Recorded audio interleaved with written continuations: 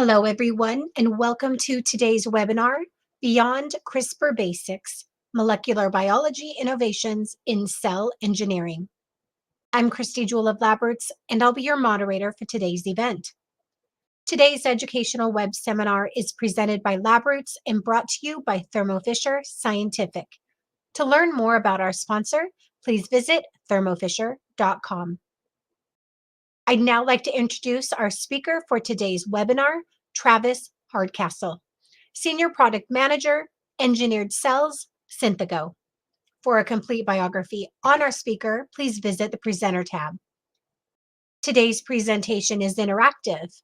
We have several polls for you throughout the presentation. You may also submit any questions that you may have by simply typing them into the Ask a Question box and click Submit. Your questions today and during the on-demand period will be answered via the email address you provided at the time of registration. You may also submit any technical issues here as well if you have trouble seeing or hearing the presentation. Travis, welcome. You may now begin your presentation.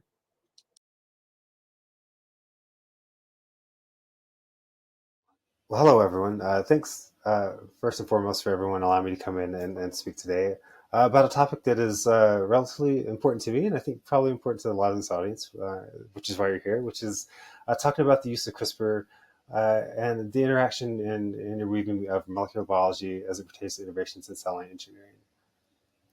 So first and foremost, a little bit about me. It will allow me to introduce myself. My name is Travis Hardcastle. I am currently the Director of Product Management at Synthos Corporation. But where did I come from and how did I get here? Realistically, I got my education at a small school just north of Houston, Texas, called Sam Houston State University, where I obtained both my bachelor's degree and my master's there. It was upon completing my master's in 2013 that I moved a little bit further south down in Houston, Texas, where I joined MD Anderson Cancer Center to start doing cancer research. It was there where I mainly worked in the labs of Dr. Raghu Kalluri, where we study fibrosis and the role that wound healing plays, particularly the similarities that it plays between cancer metastasis or metastasis of cancer, specifically in pancreatic cancer. And I spent about 2 years there, really diving into the research and enjoying some of the processes of just going through and using different techniques in molecular biology and others just to really elucidate these findings. It was about 2 years after that, in 2015, that I decided to make the jump, complete jump out of industry or out of academia and get over into industry, where I was able to join GE Healthcare, their Dhamacon brand, in 2015 as an R&D scientist, really a junior level R&D scientist. Unfortunately, I didn't get the chance to work for Thermo Fisher. It was right after the divestiture of the Dhamacon brand out of Thermo Fisher and into GE Healthcare, but I think I was one of the first R&D hires for the GE Healthcare brand at the time. And it was really after they got into the CRISPR-Cas9 space in 2015. They had just released their editor portfolio, which was their CRISPR-Cas9 reagents, moving out and away from the RNAi, the siRNA landscape, and more over into the genome editing landscape with the CRISPR portfolio. It was a really good opportunity.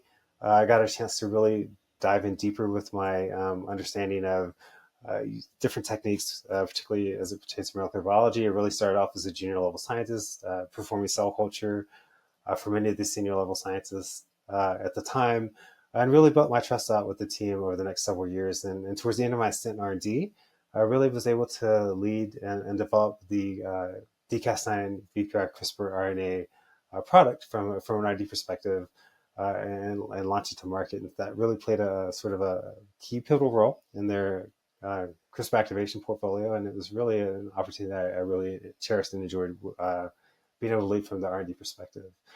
It was around that time in 2019 that Horizon Discovery came along and acquired the Dhamacon brand from GE Healthcare. I guess in 2018 and 2019 really allowed me the opportunity to dive into, make another pivot in my career, dive out of the lab and get into the business side of the biotech space. It was there that I got into product management officially. It was in January 2019, and really at Horizon Discovery, my time was really sought after of overseeing the off-the-shelf cell lines that Horizon Discovery had at the time. As we all know, COVID happened soon after that. due to some redundancies. We lost a few people, but it allowed me to further expand my opportunities and dive into not only managing the off-the-shelf products for engineered cells at Horizon Discovery, but then also start to manage the services side of the business. So the bespoke edited cell lines many researchers would come to us and ask us to generate, ad hoc from nothing. They wanted a specific edit, specific cell line. They would come to us and have us generate that. It was a really great learning experience. I spent another year and a half there doing that.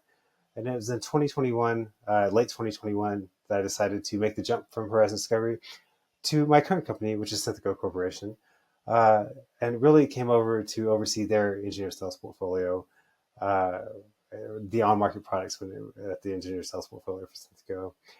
After many years of doing that, here recently, I was actually allowed the opportunity to take on more responsibility within Synthos, and now I am the director of product management, in which I get to oversee not only the engineered services and engineered cell lines at Synthos, but also the more reagent side of the business as well, which specifically has to do with our multi-guide technology and the use of our CRISPR reagents as a whole. All right, so now that you know a little bit more about me, I hope you've given you a little bit of background about where I came from and how I got here. Let's dive into a little bit more about gene editing and the basics of CRISPR-Cas9. So what we have here is a bit of an evolution of the genome editing space as we take from the 80s and where we have currently into the 2024 time period.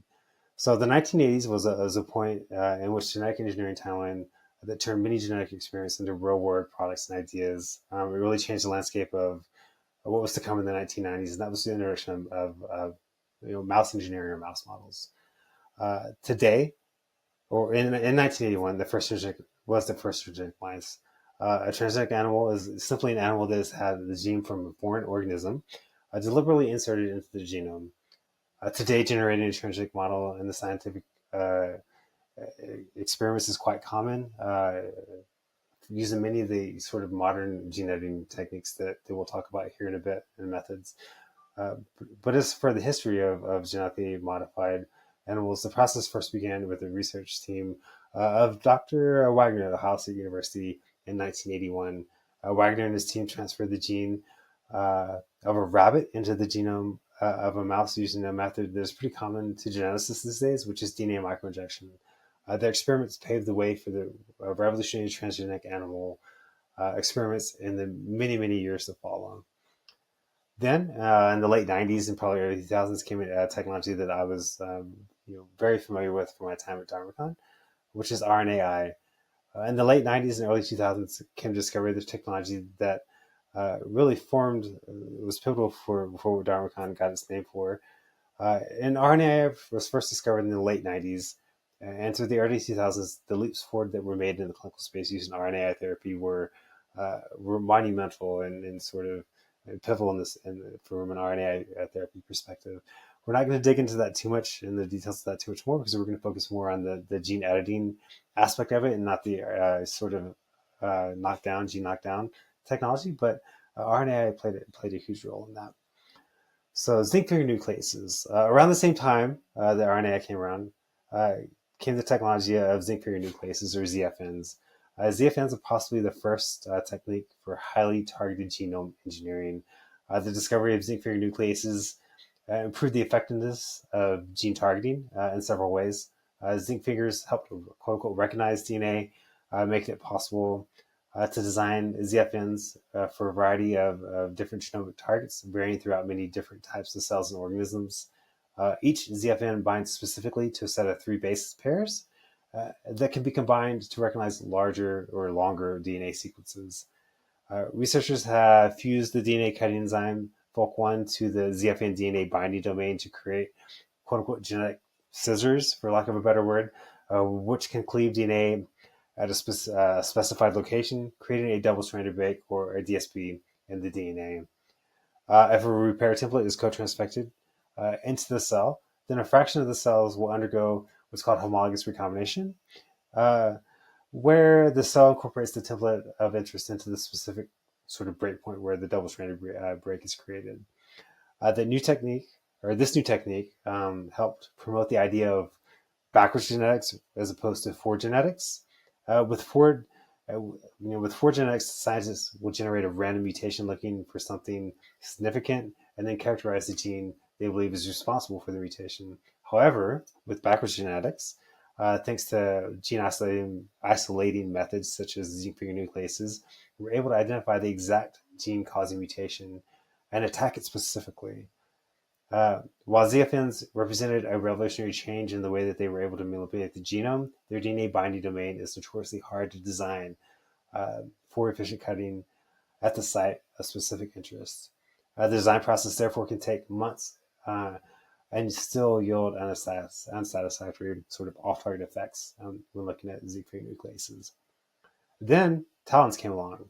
So in 2011, generation 2 of these design nucleases came in the form of a transcription activator like effector nucleases or talons, which recognize a single nucleotide rather than the trinucleotide motif. Compared to ZFNs, talons benefit from the ease of design.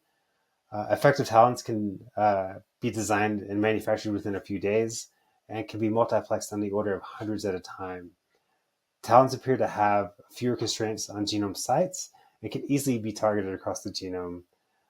Talons are also found to have less off-target effects than zinc finger nucleases and are less cytotoxic for host cells, which is important when working with difficult to work with cell lines that don't like the introduction of foreign DNA. While talons have clear advantages over zinc finger nucleases, they also exhibit a few disadvantaged properties or a few things that are not favorable. They're significantly larger than zinc finger nucleases and therefore can be harder to deliver and express in vivo. Along these lines, while knocking out the gene with ZFNs and talons proves fairly straightforward, knocking in genes with this technology is a lot more complicated across both ZFNs and talons. Then, a technology that I am extremely familiar with, which is CRISPR technology, CRISPR-Cas9, that came along in 2012. So in 2012, Dr. Dowden and Dr. Charpentier and their teams elucidated a biochemical mechanism of the CRISPR-Cas9 technology. They realized that by making a precise targeted cuts into DNA, the CRISPR allowed for ushered in endless potential in the areas of medicine, agricultural, biomaterials, etc. We will get into a little bit more details about the CRISPR-Cas9 mechanism and the way it works in the corresponding slides.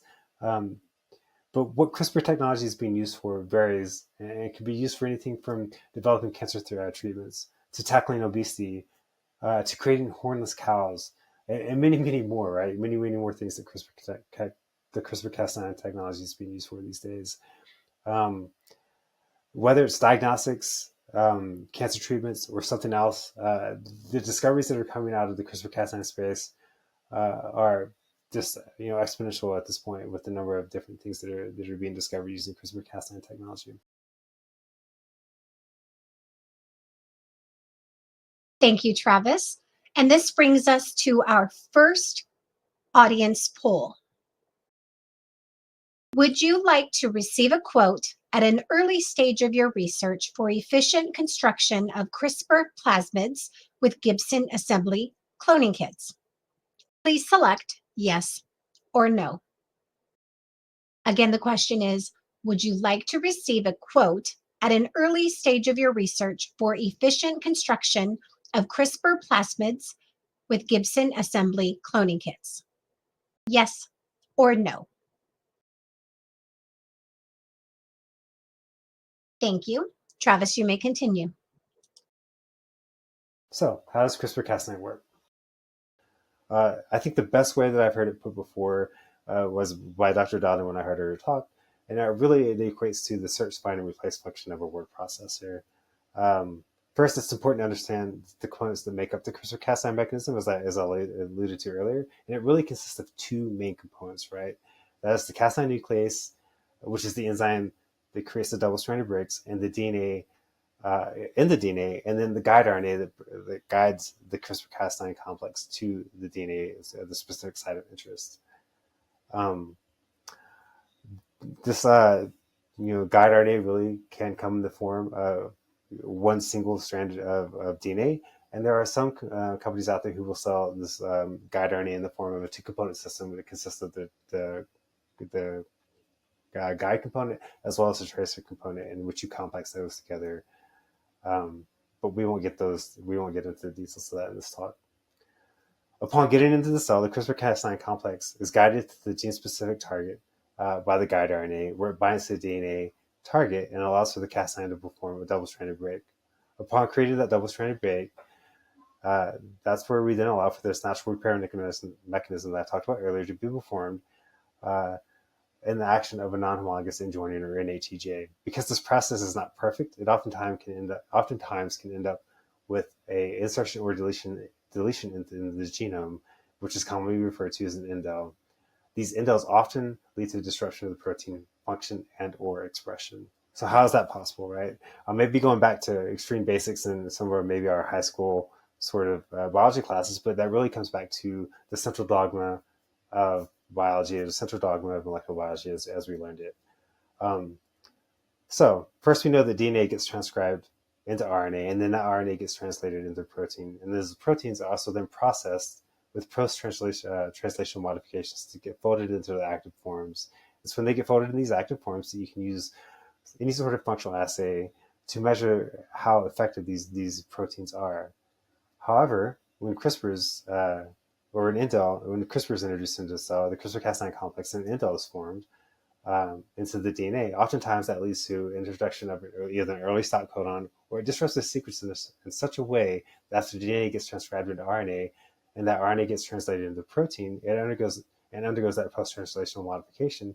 It does not fold properly, and it leads to either a non-functional protein or one that is far less active when measured with these functional assays that we talked, the scientists can use to measure the functionality of the protein.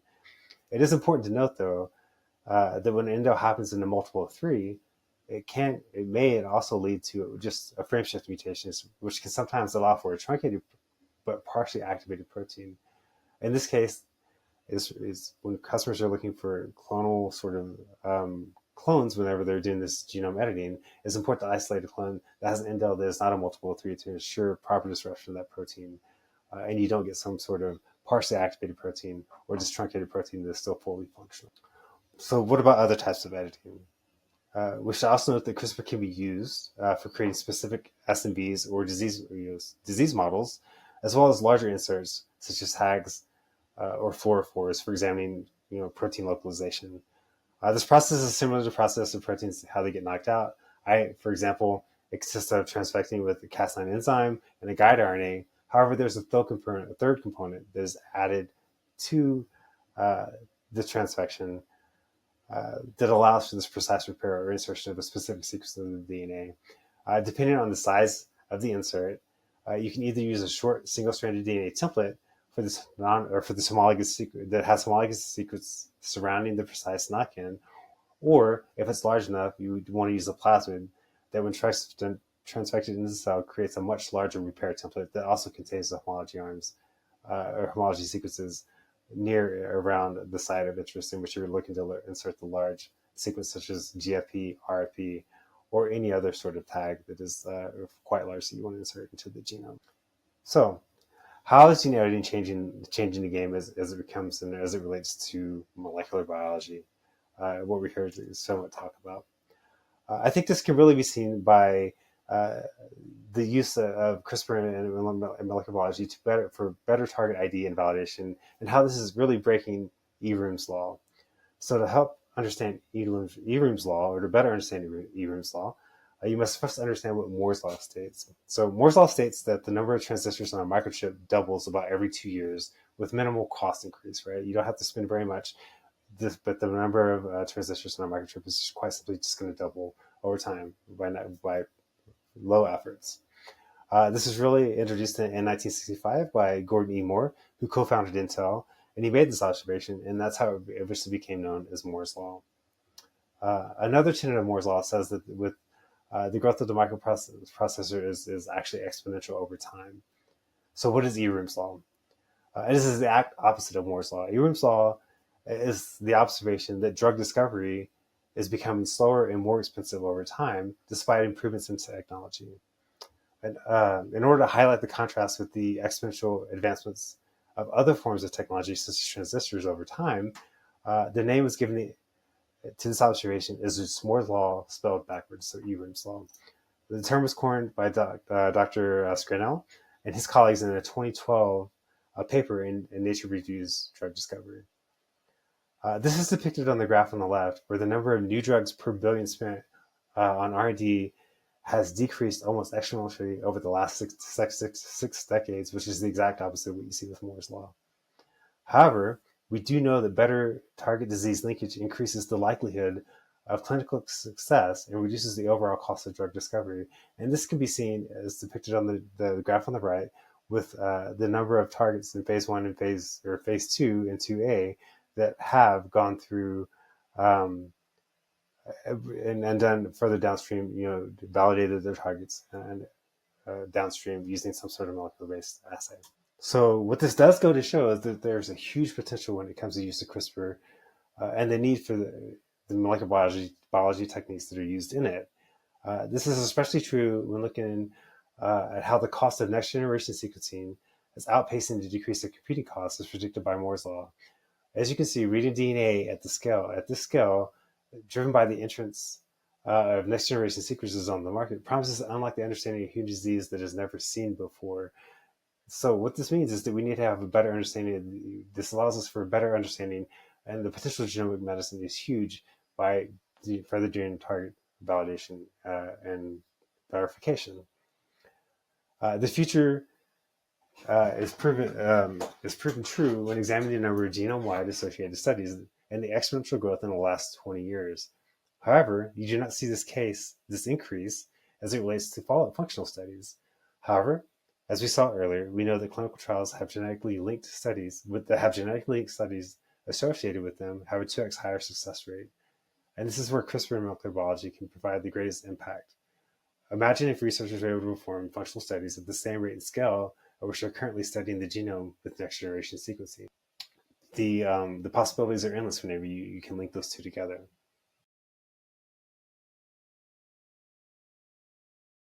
Thank you, Travis. And this brings us to our second audience poll. Would you like to be contacted by a technical sales representative for a demo on VertePro diagnostic instruments? Please select yes or no.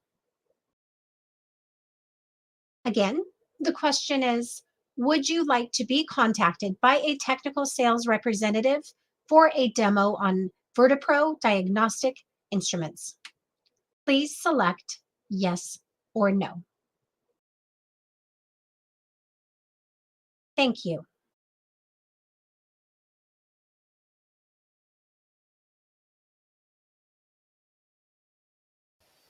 So what is the role of molecular biology and genome editing?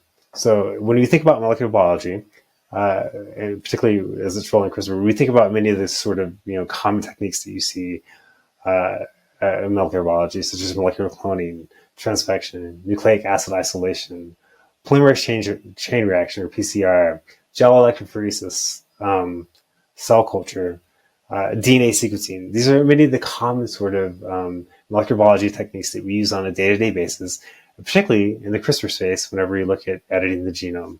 So how does this relate to what we do or how you edit a cell? And here we have a basic sort of pathway from beginning to end of what it looks like to generate an engineered cell line. So first is the editing strategy. What do you want to create? Do you want to create a knockout? Do you want to create a knock-in? Do you want to create do you want to generate a large transgene insertion or create a SNP via a knock-in to do a disease model? All of which these can dictate the type of editing strategy that you want to employ. Next comes the design, the guide design. Depending on where you're targeting, you need to design several guides to identify one with the highest editing efficiency and therefore leading to the best chances of success. Then comes guide synthesis. At Synthico, we use highly optimized synthetic guide RNAs. However, some other companies will use a plasmid or an IVT-generated guide RNA. I think this is where molecular cloning comes into play when looking at molecular biology techniques. To construct expression clones, for the CRISPR-Cas9, the most current methods depend on using traditional cloning to clone in these cassettes within the plasmids to allow for large inserts to be to be produced to allow for the insertion of a GFP or an RFP. The fourth sort of step in that process is optimizing transfection. Even with the best of reagents, you will still need to find the best conditions for transfection.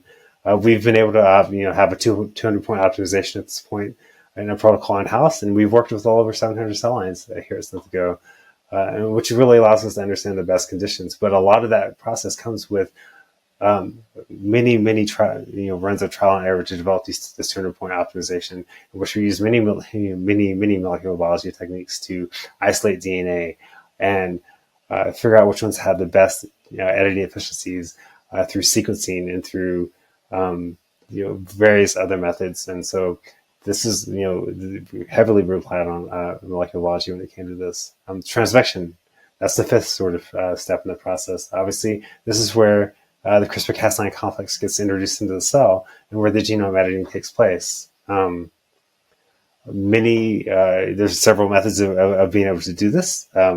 One such method is using lipid nanoparticles or LNPs to deliver the CRISPR-Cas9 complex into the cell, or a technique that we employ at Syntho is using electroporation, in which we deliver the CRISPR-Cas9 reagents into the nucleus of the cell. Then we get to a part of the process which is heavily relied on for molecular biology and the different techniques that are associated with it. So within a few days of doing a transfection, after the cells have recovered, you want to take a sample of cells and isolate the genomic DNA to perform Sanger sequencing for a quick analysis of the editing efficiency to make sure that you're producing cells that have that will have the edit of interest that you want in it. For this, we rely on various molecular biology techniques. Nucleic acid isolation, we have to get the DNA out of the cell somehow. PCR, we have to amplify the region of interest that we want to see if there's an edit at.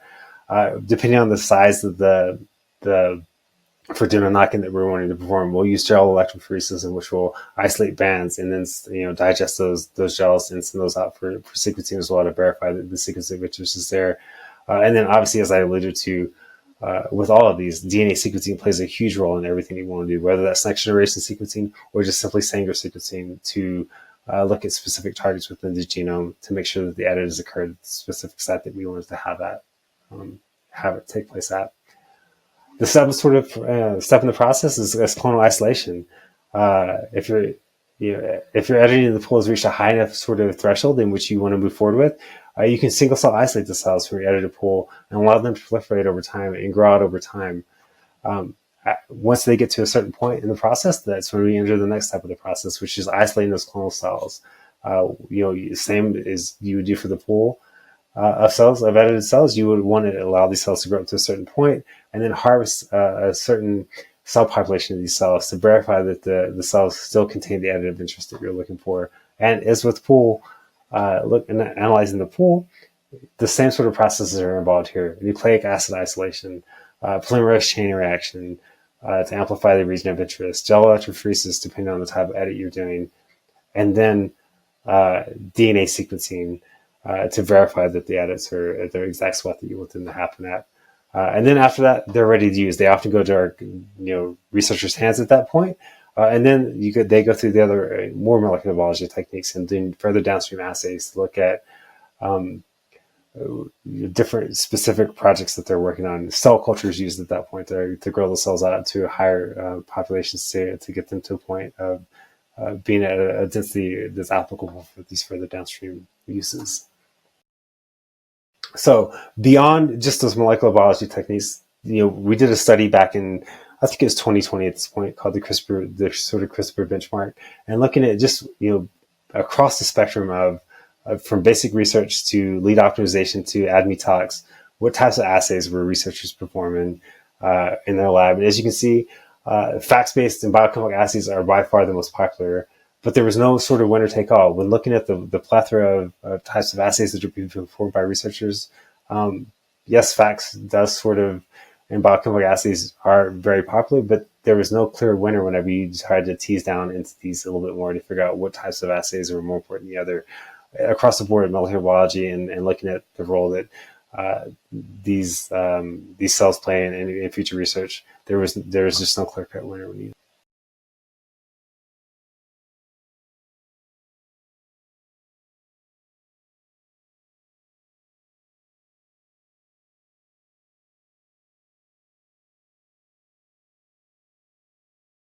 Thank you, Travis. And this brings us to our third and final poll. To our audience, would you like to be contacted by our sales team to receive a quote for STBL3 competent cells for the propagation of repeats for lentiviral constructs? Please select yes or no. Again, the question reads, would you like to be contacted by our sales team to receive a quote for stable 3 competent cells for the propagation of repeats for lentiviral constructs? Please select yes or no. Thank you.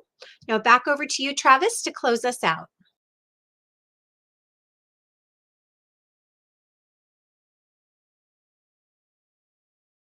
So what is the sort of current state of cell engineering? So this is where I spent a lot of time over the last many years of my life in looking at how can we make cell engineering better.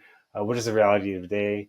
What does the long-term promise of CRISPR offer? Where are we going with cell engineering? So when we look at this, it really comes down to sort of three sort of numbers here. It's a bit of a numbers play here, right? And those numbers are 17, 7, and 137. So what do these numbers have to do with each other? Well, 17 targets. We know that 17 targets is the ideal number of targets any researcher in a lab wants to use whenever they're looking to do some basic research, right? We know that all this data comes from, again, that benchmark report that I talked about earlier, in which we interviewed customers or researchers across the spectrum of from academic labs to industry to figure out where are they spending the most of their time and what are they focusing on. So we know based off their responses that most researchers want to target, ideally target 17 targets that they want to study at one time.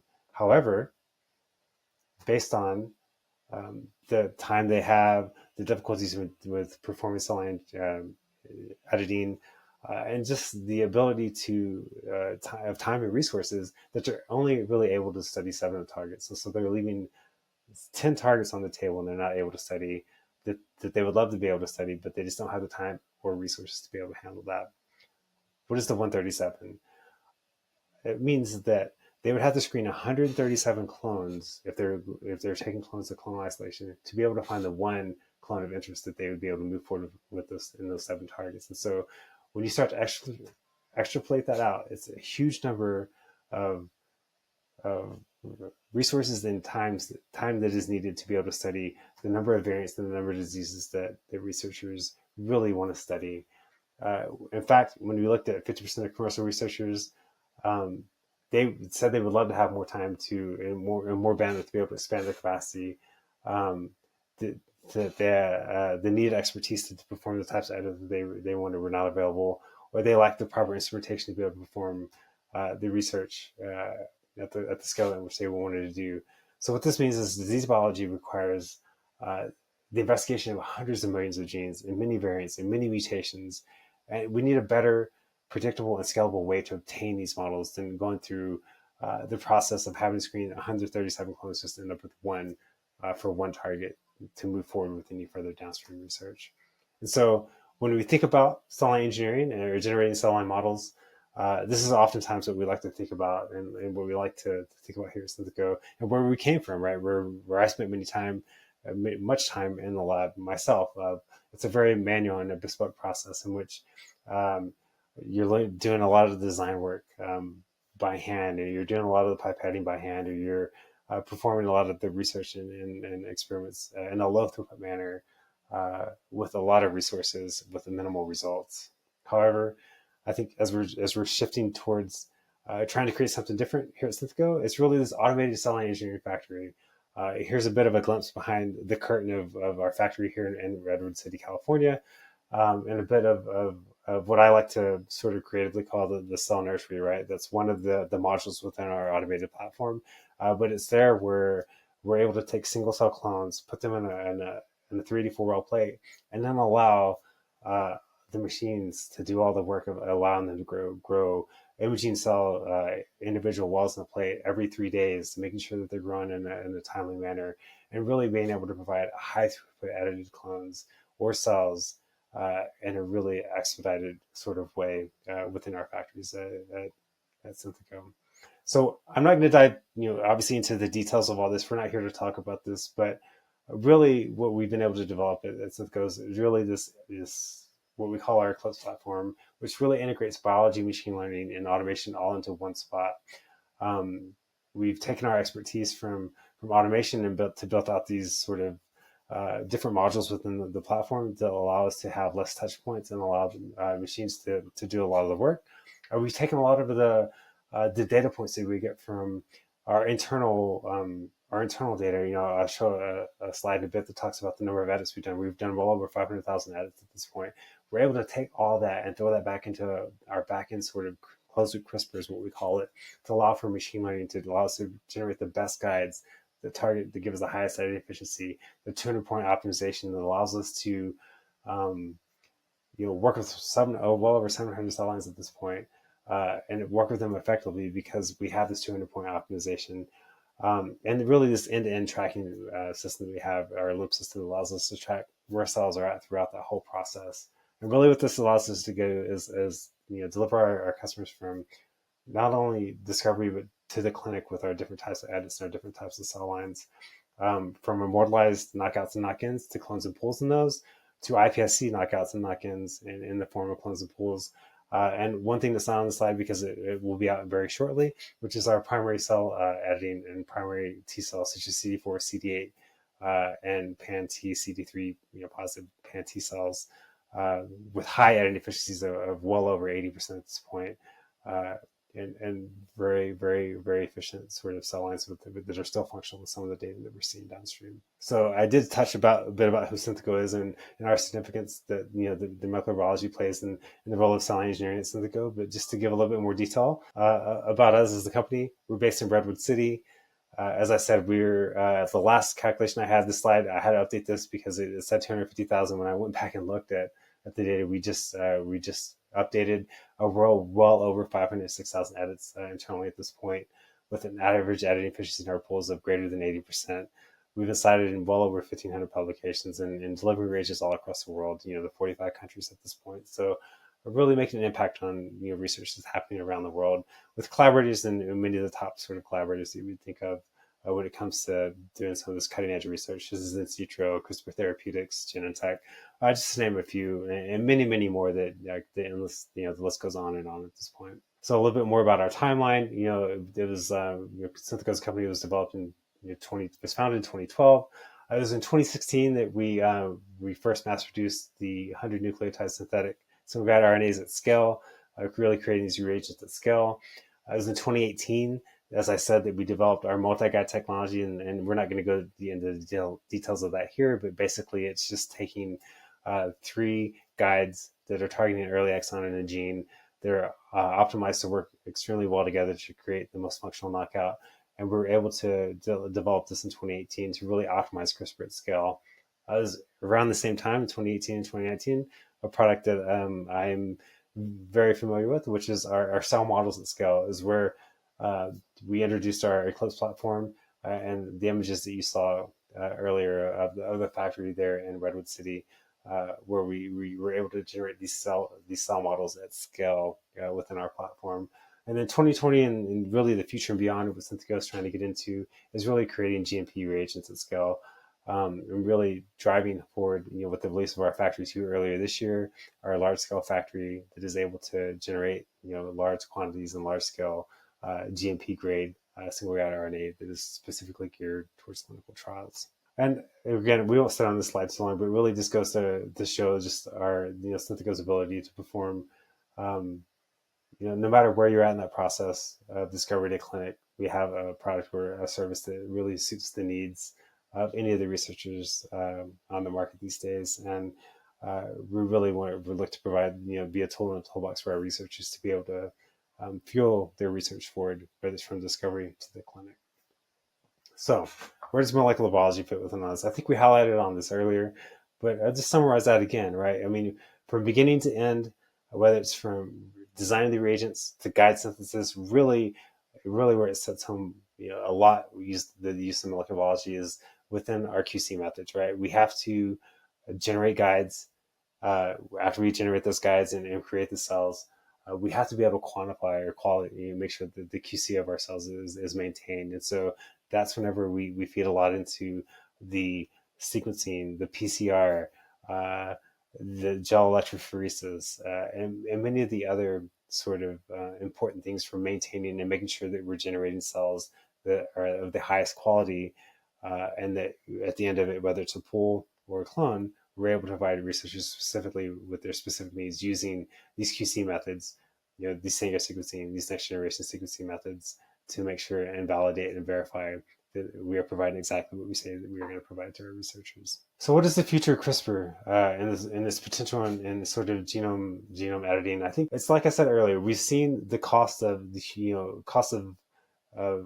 sampling the human genome with sequencing, particularly with the introduction of next generation sequencers to the market in 2007, and it really drove down the cost and the ability to sequence the entire genome, the human genome, and to where it's sub $1,000 at this point, right? It's gotten very cheap to be able to sequence a whole human genome or whole genome at this point, and it much outcompetes Moore's law when the cost of computing, and it's actually decreased significantly more than that. We expedite that out.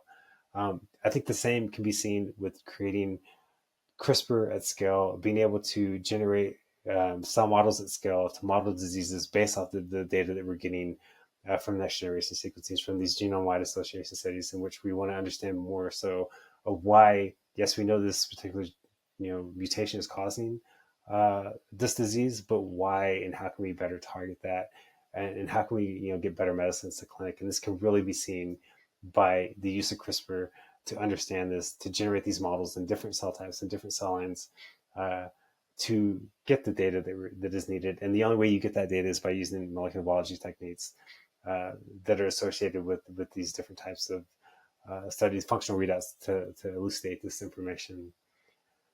I think, talking about the future of CRISPR, I would be sort of remiss if I didn't sort of mention with at the end of last year and early this year in January 2024 in the US, and in November 2023 in the UK, that we have our first CRISPR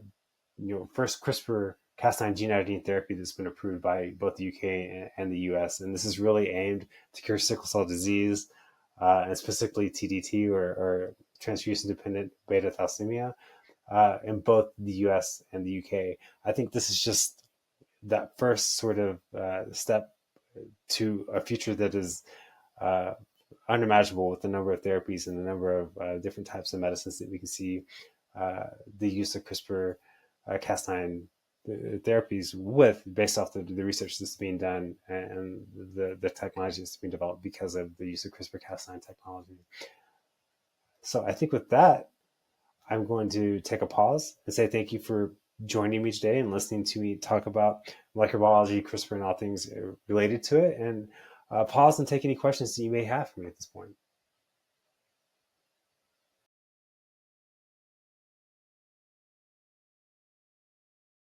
Thank you, Travis, for your time and your valuable information.